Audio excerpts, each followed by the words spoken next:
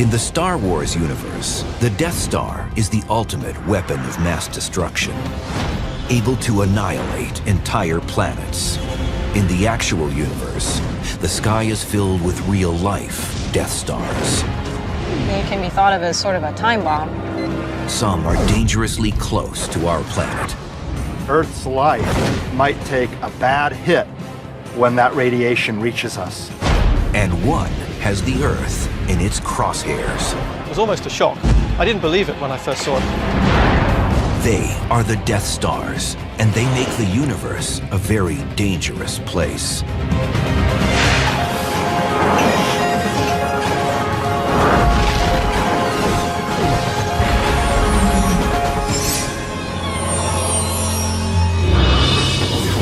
Thousands of light years from the Earth, a supermassive star is preparing to hit the self-destruct button.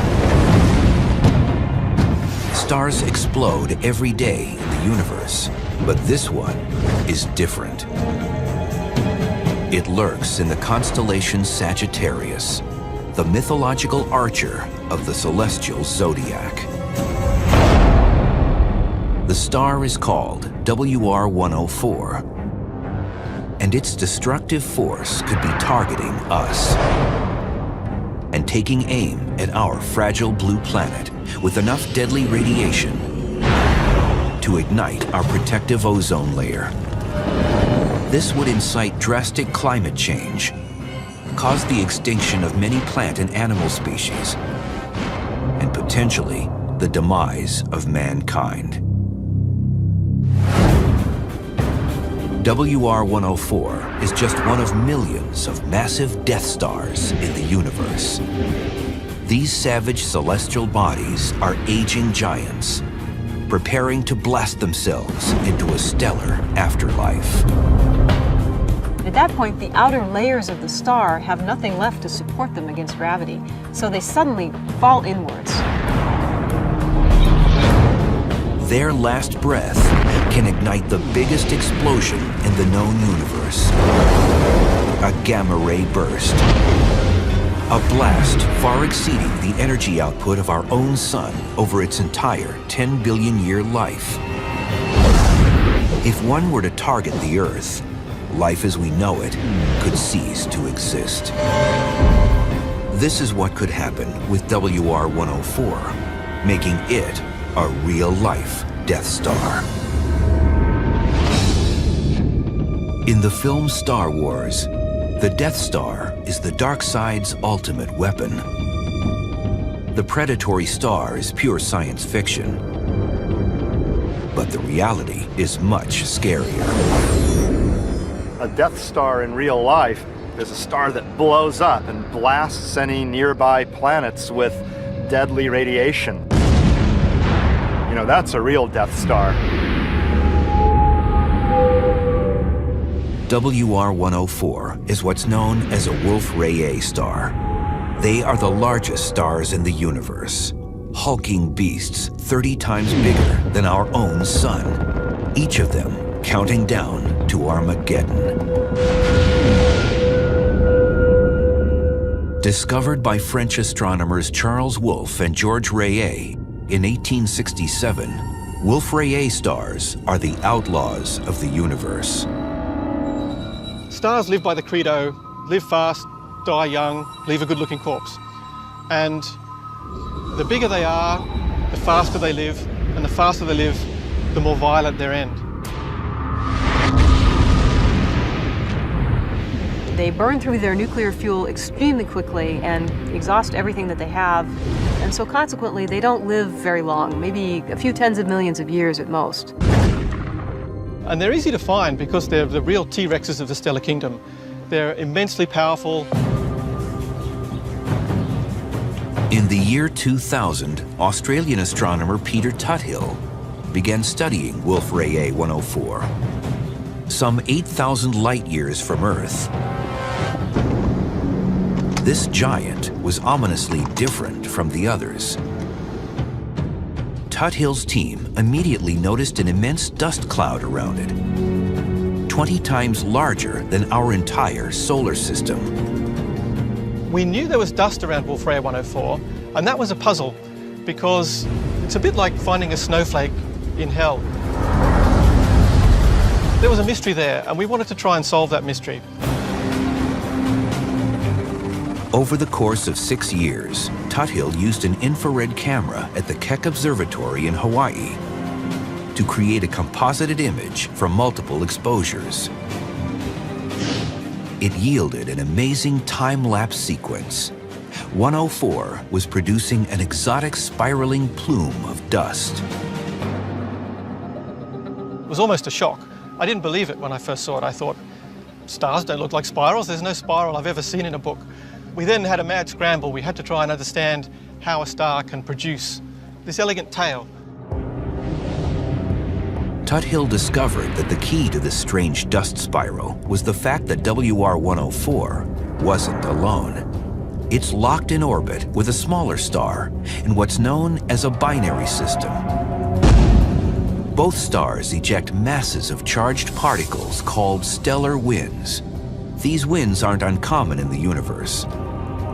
Our own sun creates a solar wind that extends beyond the outer planets. The difference is that in a binary system, when winds from the two stars collide, gases are compressed and dust and soot are created. But what causes this dust to form into such an exotic spiral? So it turns out that a lawn sprinkler makes a great analogy to illustrate the physics that's occurring in these colliding wind binary systems. We've modified this sprinkler so that it only shoots one jet out of the spigot. The single water jet represents the constant flow of dust particles being created by the colliding stellar winds.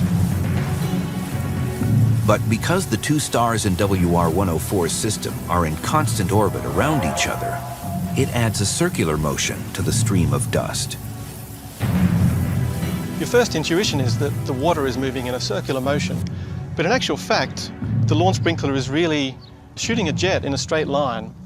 The water droplets, even though they're moving in a straight line away from the spigot, they create an arc, and that arc wraps into a spiral with the rotation. The spiral spawned even more questions. The most troubling, exactly what kind of Death Star could WR-104 become? Wolf-Rayet stars can be thought of as sort of a time bomb because they're so massive that they can't live for very long. And once they've burned up all of their nuclear fuel, there's nothing left to support the star against the relentless pull of gravity. And at that point, the core of the star collapses and the outer layers fall in on top of it and bounce outward in a tremendous explosion. The explosion is a supernova, an immense burst of radiation that briefly outshines an entire galaxy. Wolf-Rayet 104 will definitely go supernova sometime in the next few 100,000 years. At 8,000 light years away, the explosion itself poses no threat to the Earth. But there's a chance the supernova will trigger the most violent event in the universe, a gamma-ray burst.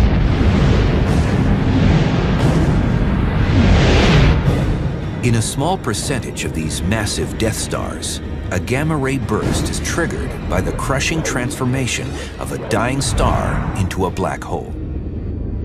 As a star collapses, it produces a massive electric field. And in an instant, the energy from this electric field is turned into matter and antimatter particles, which then collide with each other and produce a huge pulse of energy. They are the most powerful energy beams in the electromagnetic spectrum, more lethal than microwaves, infrared energy, and even X-rays. Humans have learned to harness deadly gamma rays for useful purposes, such as food irradiation. By using gamma rays, food processors can eliminate microorganisms, bacteria, viruses, and insects. But the amount of gamma radiation applied is an extremely tiny fraction of the energy released in a stellar gamma ray burst. Gamma ray bursts produce so much radiation that if we were to create a gamma ray burst on Earth, it would be like a huge number of nuclear bombs going off. It would be devastating for life on Earth.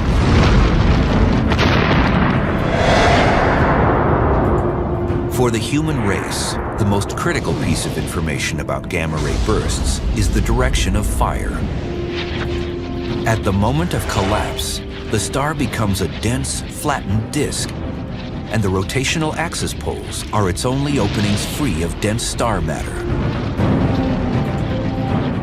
You get two relatively evacuated regions along the poles, and it's along those directions that material can be ejected because it encounters relatively little resistance. So this container of yogurt provides a nice analogy for what happens in a gamma ray burst. I'm going to drop the container of yogurt, and because of the sides of the container, yogurt is not going to be able to go out along those directions. But the top of the container is open, so yogurt is going to squirt out along the top. Watch what happens. So the yogurt went squirting basically straight up. It couldn't go out the sides because it was blocked by the sides of the yogurt container. And that's a nice analogy for what happens in a gamma ray burst. The greatest concern for humans is the direction that the gamma ray burst is firing. If the axis of the collapsing star is pointing in our direction, we could be in serious trouble. When Peter Tuthill's team studied the plane of orbit of WR-104's dust plume, they came to a shocking realization. This spiral was the key that unlocked a lot of these secrets. And where things start to get a little scary is that this system, at first blush, appears to be almost face-on. We're looking right down the axis at the heart. It's like looking at a plate, a dinner plate. If you take that plane and you tilt it to the line of sight, it looks inclined. You're no longer looking at a circular dinner plate. Further examination suggests the rotational axis of the dust plume appears to match the rotational axis of the Wolf-Rayet star itself, meaning the Earth is staring directly down the barrel of a gun. That means that if this star becomes a gamma ray burst when it blows up, one of the two jets will be pointing toward us. The beautiful spiral of Wolf-Rayet 104 is suddenly a messenger of doom. Some 8,000 light years from Earth, two stars are locked in a gravitational dance. Their stellar winds ejecting a vast cloud of dust in a graceful spiral. But there's more to this star couple than just a beautiful tale. The larger of the two, Wolf-Rayet 104, is a massive Death Star on the verge of exploding as a supernova. That much is certain. The real mystery is, will it also unleash a gamma ray burst, or GRB, the most powerful burst of energy in the universe? The question is an important one for all on Earth, especially considering the star's axis may be pointing directly at us. That means that when it blows up, if it becomes a gamma ray burst, the jet could be pointing straight at us.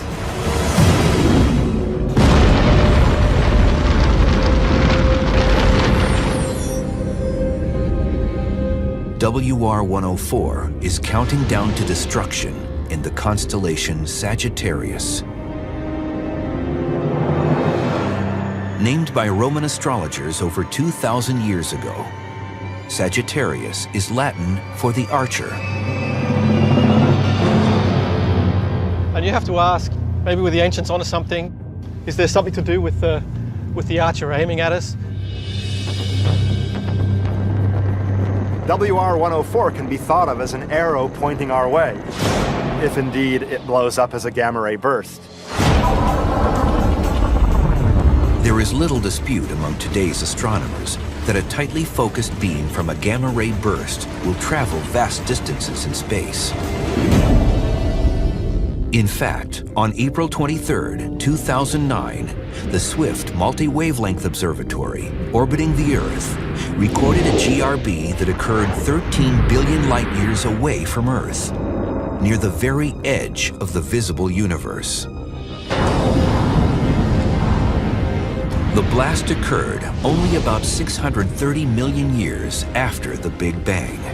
This means that gamma rays from the exploding star traveled at the speed of light for 13 billion years before they were visible to us, making this gamma ray burst the oldest stellar object in the known universe.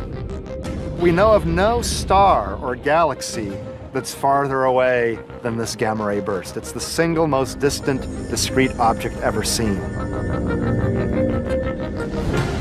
At only 8,000 light years, a GRB blast from Wolf-Rayet 104 could be catastrophic.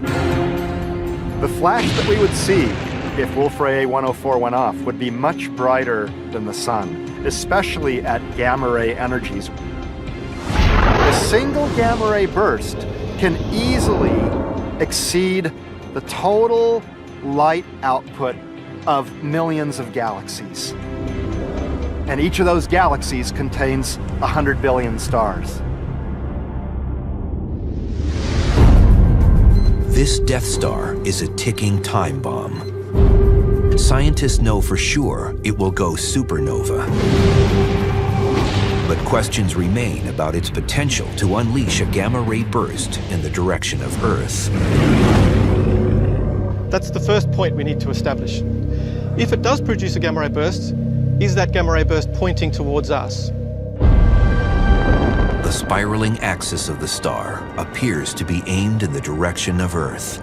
But with thousands of light years to travel, would the GRB beam actually hit the target? Would the Archer's aim be true? We know it's pointing roughly toward us, but it could be pointing sufficiently away that the beam of radiation from the gamma ray burst, if it turns into a gamma ray burst, will actually miss us. However, if the star is aligned, one powerful burst of energy could turn the Earth's ozone layer into a radioactive inferno. Even a gamma ray burst that's thousands of light years away could deplete the ozone layer to roughly half of its current level. Now that won't kill all of the species, but it could lead to what we call a mass extinction, where a good fraction of all living species die rather suddenly. So the burning question is, will the death of WR-104 really trigger a gamma-ray burst? Scientists just don't know. The mandatory requirement for a star to produce a lethal gamma-ray burst is high horsepower rotation. All stars rotate on their axes. Some massive stars can spin very fast. So the rotating star, the rotational energy is part of what produces the gamma ray burst. If you can put the brakes on, if you can take that rapidly spinning star and slow it down before it gets to that stage, you've defused that bomb.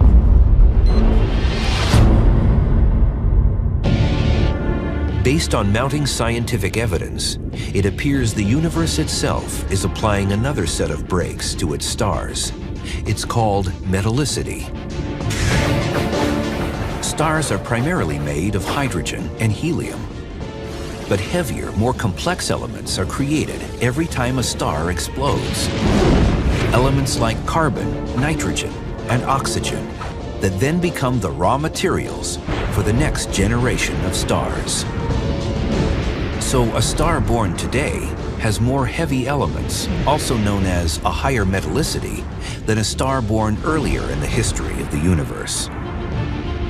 When a massive star has a lot of heavy elements in it, it tends to lose a lot of its mass through winds.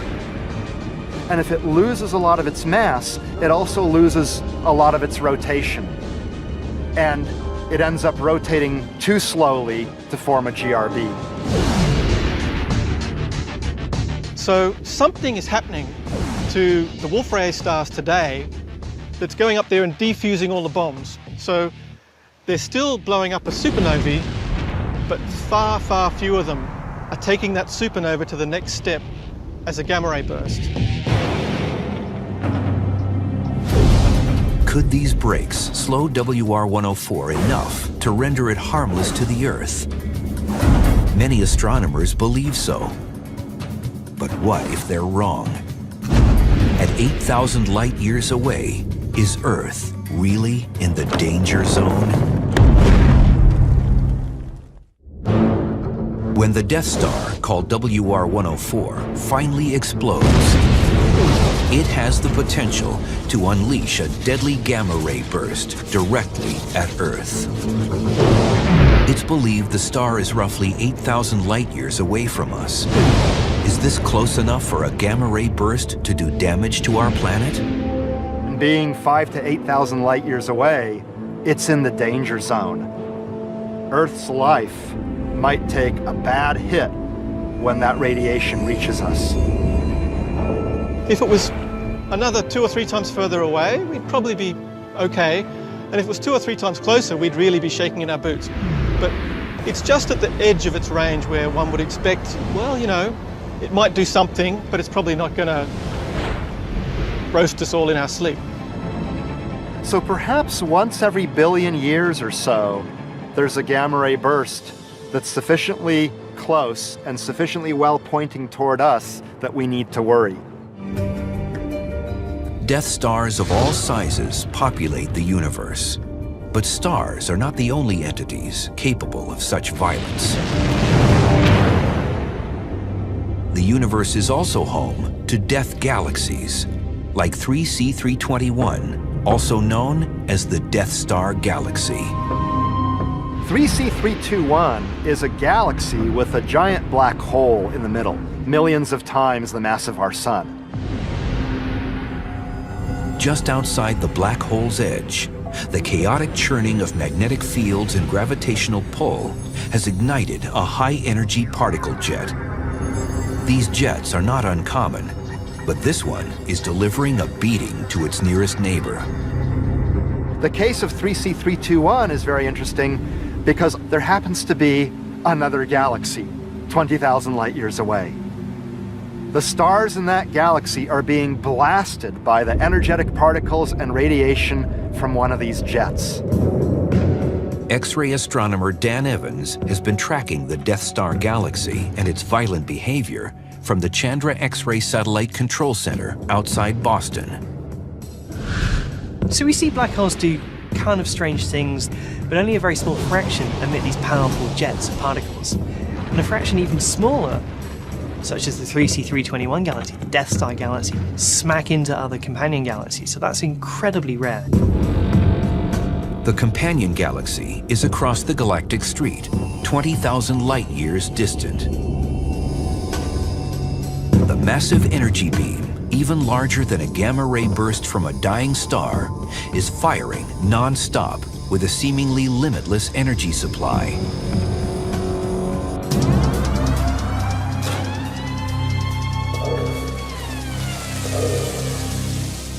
So what we're looking at here is the best terrestrial analogy for the Death Star galaxy, 3C321.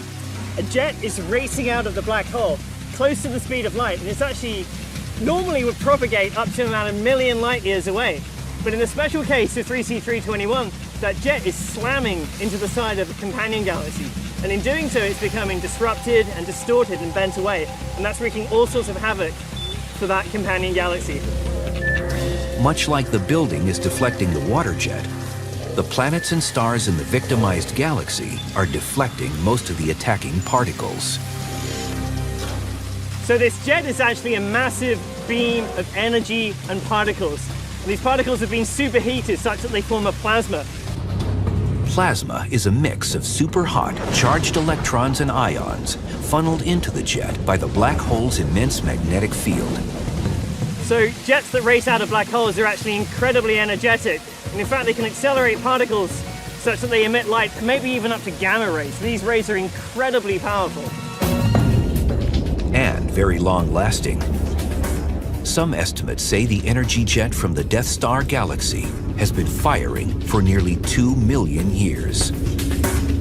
For its fuel, 3C321 simply devoured an entire galaxy. It's got a lot of fuel. What we actually think is happening here is that there's been a previous merger, so another galaxy has fallen in to the main galaxy. You can see this beautiful dust lane, which implies that the galaxy has been shredded already. And so that act of shredding drives mass down onto the black hole. After consuming another galaxy's provision of plasma particles, the Death Star galaxy has to somehow energize the particles into a jet. Black holes have powerful magnetic fields and super fast spin rates, a combination that somehow ignites the particle jet. Scientists believe the reason the jets fire in one direction has to do with all the dust and gas circling the black hole. In the case of an active galaxy like 3C321, which has a supermassive black hole in the center, you'll often have a donut or torus of material surrounding it. In that case, highly energetic particles near the black hole can't emerge from that region through the donut along the plane of the galaxy. They can only emerge along this axis where there's relatively little obstructing material. Unfortunately for the companion galaxy, it's staring straight down the donut hole, and the jet's zone of impact is like the widely scattered blast of a cosmic shotgun. The problem with this jet of high-speed particles and radiation hitting the little galaxy 20,000 light years away is that the jet is wide enough to encompass a large number of stars in this galaxy. So any creatures living on any planets, orbiting any stars in that galaxy are in serious trouble right now. What if it were our own Milky Way being blasted by the Death Star galaxy? Put Earth in the path of the jet, and the effect on the ozone layer would be enormous and deadly. The gamma rays from the jet in 3C321 convert nitrogen gas into nitrous oxides, and it's those nitrous oxides that actually act as a catalyst in the destruction of ozone. So within a matter of weeks to months, maybe up to a year, the ozone layer will be completely obliterated. That's a nasty consequence. But like many phenomena observed in the universe, there is a recurring paradox. From death comes life. 3C321 not only destroys, it also creates. It's one of my favorite things about 3C321 is it demonstrates really clearly that black holes don't just gobble everything up in the universe. They're not all complete harbingers of destruction. The jet that is coming out of 3C321 is hammering into the side of the companion galaxy, and yes, of course, that's a destructive force. But the ultimate legacy, actually, is that the gas clouds that get compressed during this interaction can actually form stars, and the stars can form planets, and the planets may even form life. So this is a beautiful cycle of birth and rebirth and destruction that's synonymous with the universe and black holes. One day in the future, our own Milky Way could form its own merger with the nearby Andromeda galaxy and create a new Death Star galaxy, a violent act that would certainly spell doom for the Earth. Such an event would likely occur many billions of years in the future. But there are other stellar threats streaking through our galaxy at high speed. They are hypervelocity stars, and nothing can stop them. To the human eye, stars paint a tranquil picture in the heavens above. But take an up-close look. A select few are Death Stars on the verge of extinction, and these cosmic beasts are anything but peaceful. Eventually, a star will burn through all the hydrogen in its core and convert it all to helium.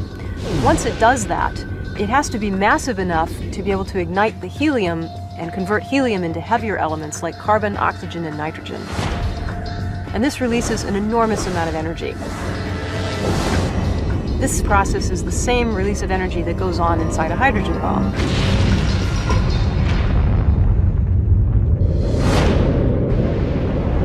Though they are incredibly violent, most of these stars will one day burn up and slip quietly into the afterlife as stellar corpses called white dwarf stars, smallish balls of electrons and nuclei destined to never again burn brightly.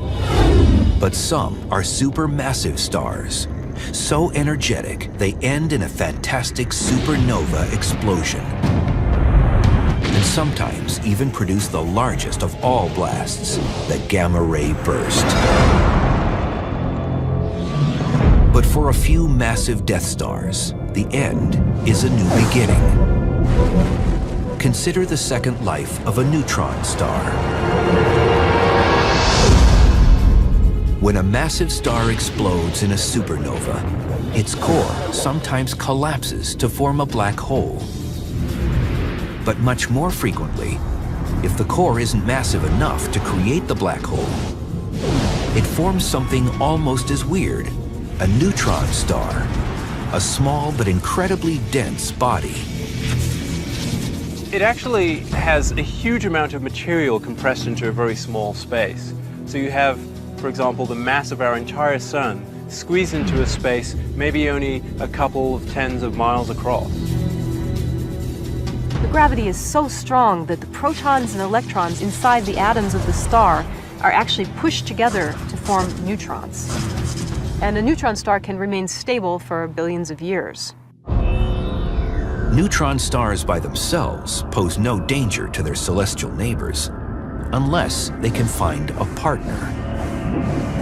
You can also get another death scenario for stars where there's a sort of mutual suicide pact between two neutron stars.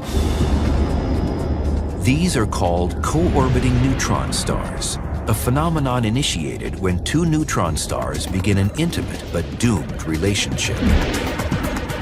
Their orbit narrows over millions of years until they finally meet in a flash of light.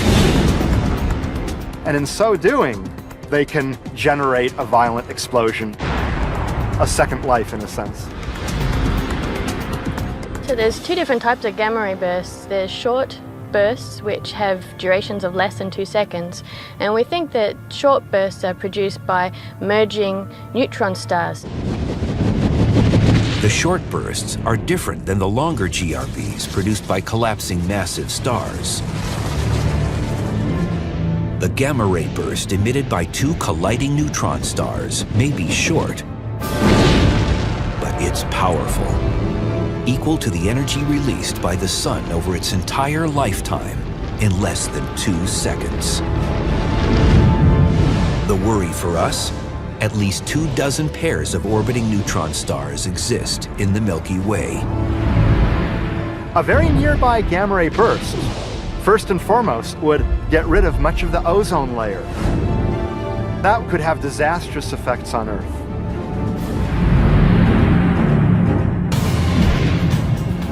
Some estimates hold that a violent neutron-star merger occurs within about 3,000 light-years of the Sun every 100 million years.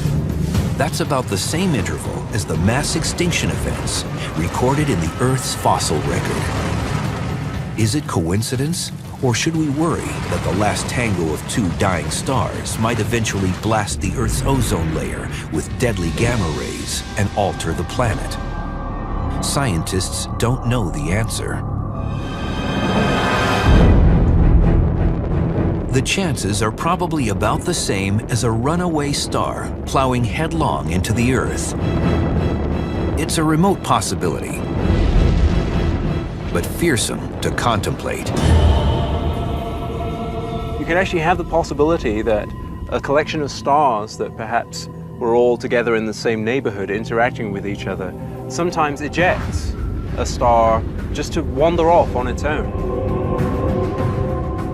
As far as we know, there are no wandering stars headed our way, But if that were to happen, it could be quite interesting. One scenario could see the Earth's orbit around the Sun disrupted by the gravitational pull of the wandering star. One dramatic possibility is that such a wandering star simply kicks the Earth entirely out of the solar system. And so we're now wandering around without a source of energy, the Sun. No one really knows what would happen. It really depends upon the angle of approach, the mass of the star, etc. Wandering stars can travel up to 60 miles per second. Fast, but still not fast enough to escape the Milky Way's gravitational pull. But there are some supercharged turbo models that could actually break free and rocket out into the universe. These are called hypervelocity stars. Hypervelocity stars are normal stars like the Sun, except that they're moving out of the galaxy at well over 1 million miles an hour. And that's beyond the escape velocity of the Milky Way. The need for speed begins with a normal pair of co-orbiting stars that get too close to the edge of a black hole. Just as the disabled Apollo 13 command module got a boost of velocity by maneuvering close to the Moon's orbit, the hypervelocity star gets a huge gravitational kick from the black hole, severing the bond with its binary partner. The star closest to the black hole is captured into a very tight orbit around the black hole, and so it loses this energy. And the other star gains that energy and is ejected with this very large velocity as a result. The ejection of a hypervelocity star is much like a slingshot effect. At the instant the binary star's orbit is broken, the hypervelocity star is launched with incredible force into the void of space. They've been voted out of the Milky Way, and they're destined to drift into the infinite depths of intergalactic space. It's very unlikely that these stars will ever affect the Earth. Fortunately, the eventual death of these speedy stars will occur far away from our solar system. It's the death stars on our own block we need to keep an eye on. In cosmic time, their fuses are lit, and we have a front row seat to their annihilation.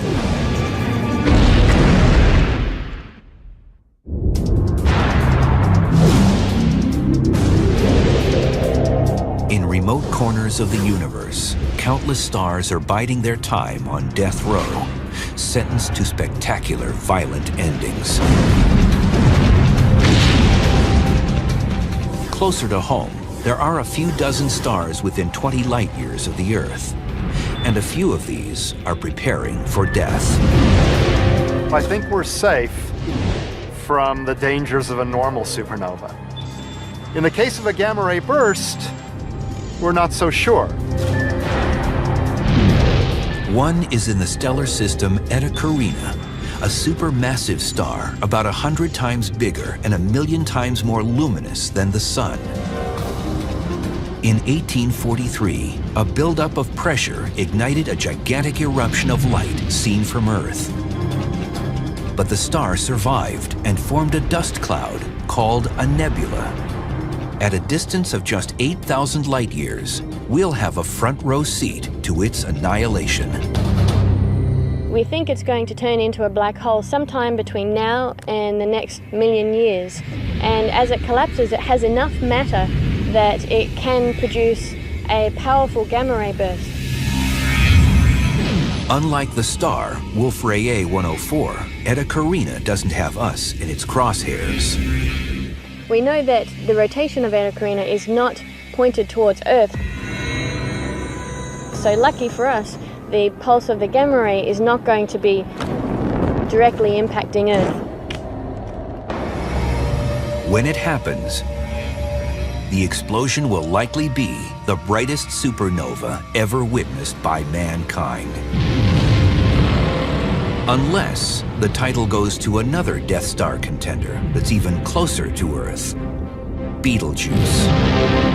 Located in the Orion constellation, about 500 light years away, Betelgeuse is quickly burning through the last of its nuclear fuel. Betelgeuse is a very massive star, about 20 times the mass of the Sun, and it's within 500,000 years of exploding. People have been noticing that Betelgeuse has been changing a lot over the last decades. It's actually shrunk considerably, about 15%. What that means, no one is sure, but everyone's keeping an eye on it. Some scientists believe Betelgeuse could unleash a gamma-ray burst. People on Earth have little to fear if it does. Like Eta Carina, the star's axis points safely away from Earth. Not only that, but Betelgeuse may also have a built-in blast shield. Its explosion will be relatively normal. It won't be a gamma-ray burst because there's this thick hydrogen envelope in Betelgeuse, and that hydrogen envelope will probably prevent the jet of particles and radiation from emerging. There's too much material through which the jet of radiation would have to pass. Betelgeuse will shine intensely for a brief moment, but it won't compare to the final moments of our nearest star, the Sun. Average stars like our Sun have nice long lifespans, fortunately for us, and our Sun is about halfway through its 10 billion year lifetime, so it's about 4.5 billion years old. That makes it middle-aged. Scientists estimate that the Sun will live another 5 billion years. But our problems could begin much sooner. Our own Sun is very gradually getting brighter, getting more powerful. And within 500 million, certainly 1 billion years, the Earth will become so hot that the oceans will have evaporated away. So we don't quite have 4 or 5 billion years to worry about this problem. We have to worry about it on timescales of hundreds of millions of years. Billions of years after the Sun renders the Earth devoid of life, it will enter a final phase known as a red giant. It can't explode and produce a supernova because it's not massive enough. But most scientists agree on the final chapter. As a red giant, its density will decrease, and the Sun will balloon outward, devouring its nearest neighbors. At this stage, the red giant stage, the Sun will probably expand and engulf Mercury, Venus, and maybe even Earth itself. So that would pretty much be the end of Earth. Of all the dangerous Death Stars in the universe, the one most likely to destroy the Earth is our own Sun. While it marks our planet's ultimate end, it's merely a part of the cycle of creation. Death Stars take life, but they are also the origin of life. The heavy elements in our bodies, quite literally, were generated by previous generations of stars and ejected into the cosmos by stellar explosions. So we would not be here if it were not for the fact that some stars explode violently at the end of their lives. As Carl Sagan used to say, we are made of star stuff. We are made of star dust. As the explosions continue, the resulting heavy elements may one day reseed the very foundations of life, far from the Milky Way, on a new blue planet, in a new corner of the universe.